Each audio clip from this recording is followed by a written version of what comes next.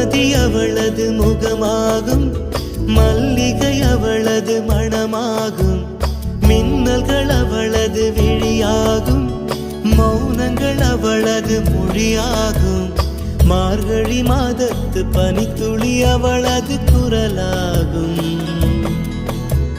மகரந்த காட்டின் மான்குட்டி அவளது நடையாகும்.